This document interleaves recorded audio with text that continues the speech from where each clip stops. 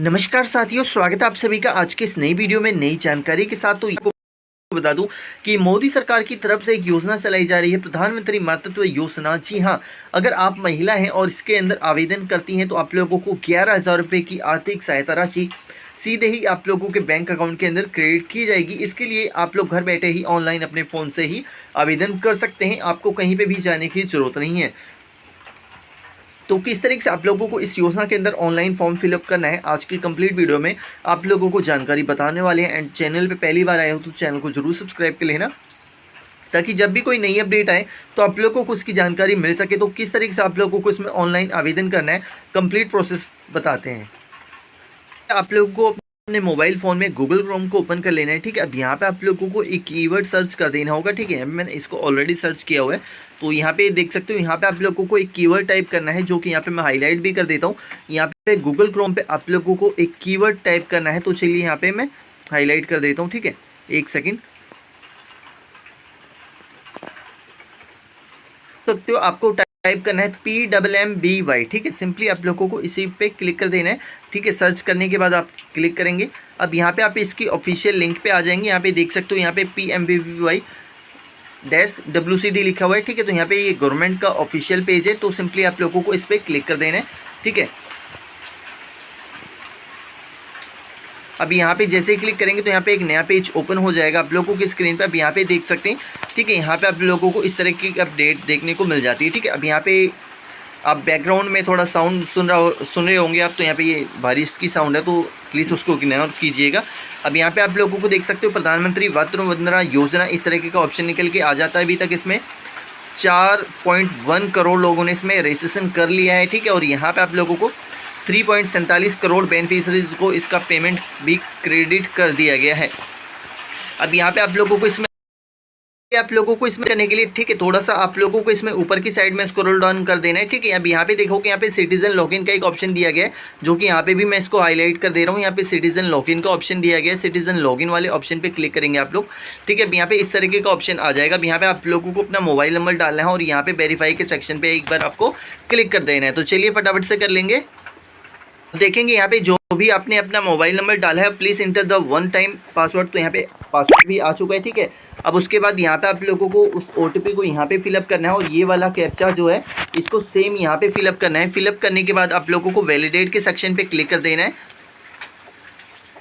तरीके से यहाँ पे डिटेल निकल के आ चुकी है यहाँ पे, क्योंकि मैंने इसको ऑलरेडी ही एक बार सबमिट किया हुआ है। ठीक है, अब यहाँ पे आप लोगों को, ठीक है, आप लोगों को डिटेल भी फिलअप करने को आ सकता है कि आपका नाम क्या है। ठीक है, आपका स्टेट कौन सा, वो चूज़ करने का ऑप्शन आएगा, तो आप उसको चूज़ कर लीजिएगा। ठीक है, तो सिंपली यहाँ पे उसके बाद आप लोगों को यहाँ पे 3 डॉट वाले सेक्शन पे क्लिक कर देना है। ठीक है, 3 डॉट वाले सेक्शन पे एक बार आप क्लिक करेंगे। अब यहाँ पे देखेंगे, यहाँ पे लिखा हुआ है डाटा एंट्री का। ठीक है, अब यहाँ पे आप लोगों को एक डाटा एंट्री का ऑप्शन दिया गया है। ठीक है, तो यहाँ पे डाटा एंट्री वाले सेक्शन पे एरो पे जो बना हुआ है क्लिक करेंगे।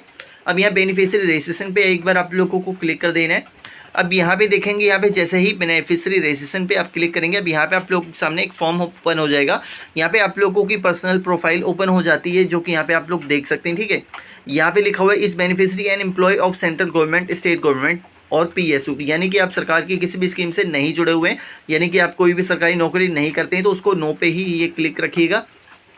और यहाँ पे अप्लाइंग फॉर, आप पहले बच्चे के लिए अप्लाई कर रहे हैं या फिर सेकंड बच्चे के लिए अप्लाई कर रहे हैं, तो ये आप अपने हिसाब से चूज़ कर लीजिएगा। ठीक है, और यहाँ पे पूछ रहा है कि आपके पास अभी लिविंग में जो बच्चे हैं वो कितने हैं। ठीक है, यहाँ पे आप लोगों को एरो पे क्लिक करना है। अब यहाँ पे सिलेक्ट कर लेना है कि आपके पास एक बच्चा है या नहीं है, तो 0 पे सिलेक्ट करेंगे। ठीक है, अगर आप पहले बच्चे के लिए आवेदन कर रहे हैं तो 0 पे सिलेक्ट करेंगे, अगर दूसरे के लिए कर रहे हैं तो 1 पे क्लिक कर देंगे, इस तरीके से। ठीक है, उसके बाद यहाँ पे dose the beneficiary have Aadhaar card, तो ये इसको येस ही रखिएगा। ठीक है, उसके बाद इसको येस ही रखना है। उसके बाद यहाँ पे मिशन शक्ति scheme under 7 of Aadhaar targeted delivery of financial subsidies benefit. ठीक है, अब यहाँ पे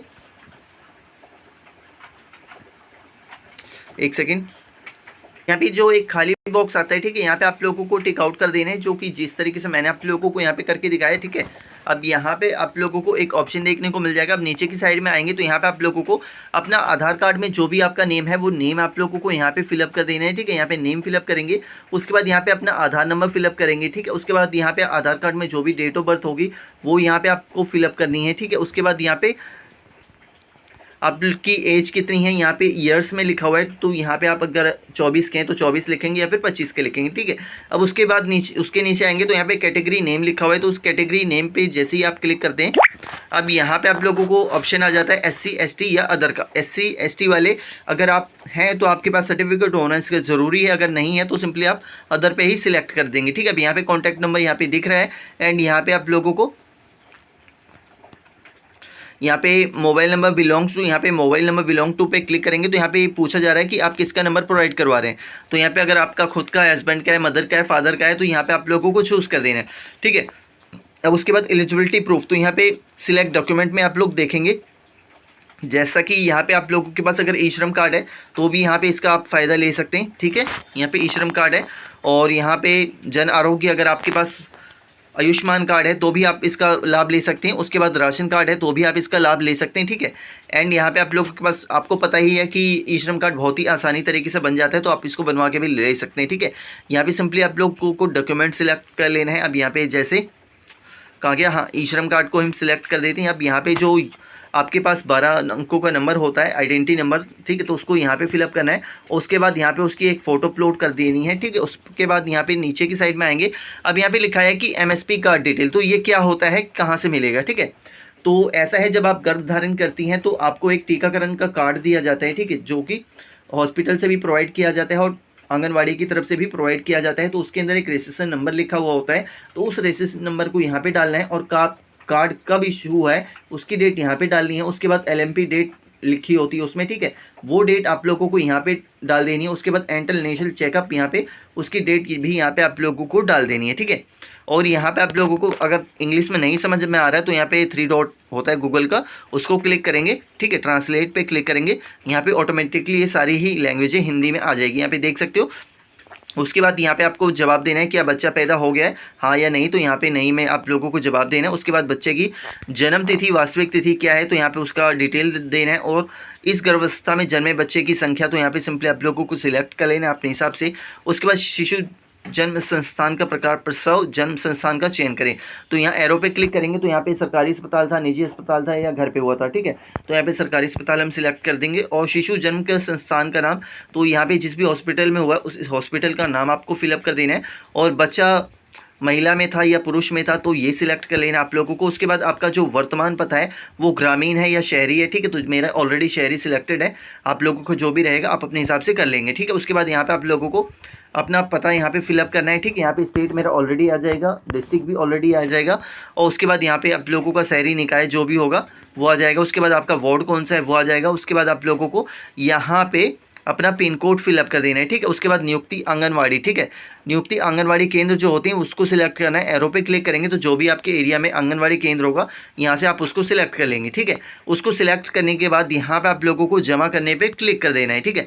यहाँ पे जमा करते ही आप लोगों का आवेदन सक्सेसफुली रजिस्टर्ड हो जाएगा और आप लोगों को एक रेफरेंस नंबर भी मिल जाएगा, ठीक है।